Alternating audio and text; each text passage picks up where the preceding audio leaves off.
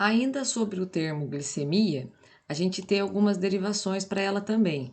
Por exemplo, o que é o índice glicêmico? Glicemia vem de glicose.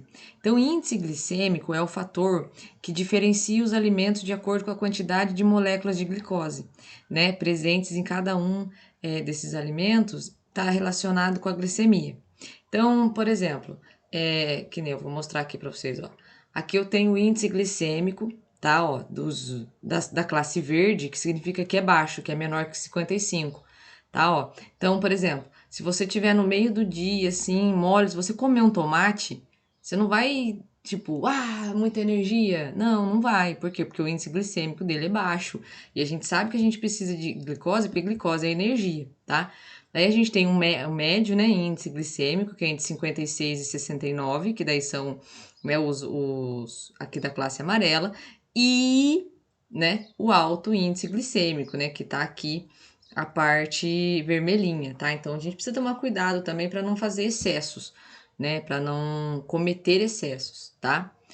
A glicemia capilar é o que permite acompanhar o nível de glicemia no sangue durante o dia, e o glicosímetro, como a gente viu, é aquele aparelho utilizado para verificação da glicemia capilar, tá? Aqui tem os valores, né? Esses valores, essa tabela, vocês também têm disponível no material onde a gente verificou os sinais vitais, então tem lá para vocês. Observem que aqui eu tenho valores, ó, pré-refeição, de 1h30 a 2 horas após a refeição, de acordo com a idade, tá? Então, você vem aqui, por exemplo, maiores de 19 anos, que é o que mais a gente faz, né? Então, pré-refeição, ó, o que seria o padrão, né, para eu verificar no aparelho glicosímetro, ó, a glicemia capilar entre 70 e 110, tá? E assim sucessivamente. E esse aqui é o exame, tá? É um exame. Esse sinal aqui é o maior, tá? Ó, se fosse virado para cá, esse sinal é menor, desculpem. Esse sinalzinho aqui é de menor, tá? E esse aqui é o sinal de maior, tá bom? Então aí a gente pode estar fazendo esse comparativo.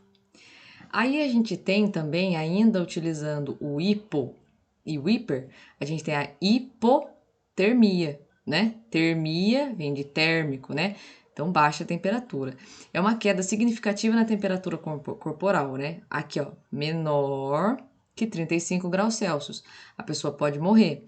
Aí a gente vai ter mais informações quando a gente entrar em outras disciplinas para a gente falar a respeito da tríade da morte, tá? Mas se alguém quiser se antecipar e já quiser pesquisar um pouco sobre, a hipotermia faz parte dessa tríade da morte, ou seja, se você não interromper esse processo, seu paciente vai chegar a óbito.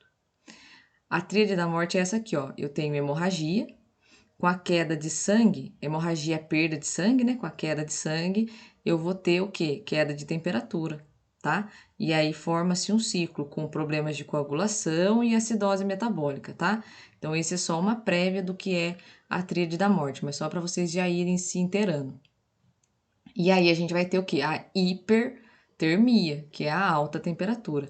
Nesse caso, nós temos outras derivações, né, de termos também usados para alta temperatura, como pirexia, e aí vocês já devem ter ouvido falar de show pirotécnico, né? Quando aconteceu aquela tragédia na Boate Kiss, que pegou fogo na boate, foi muito falado sobre isso, né? Sobre pirotecnia, show pirotécnico, que foi através de um show pirotécnico que a boate incendiou. Por quê? Porque piro é fogo em grego, né? Então, lá, ó, até coloquei para vocês aqui, ó, show pirotécnico na Boate Kiss. Então, fogo, calor, alta temperatura, tá tudo ali próximo, tá? E a hiperpirexia é sinônimo de hipertermia. Professora, qual que é o certo? Todos são certos, tá?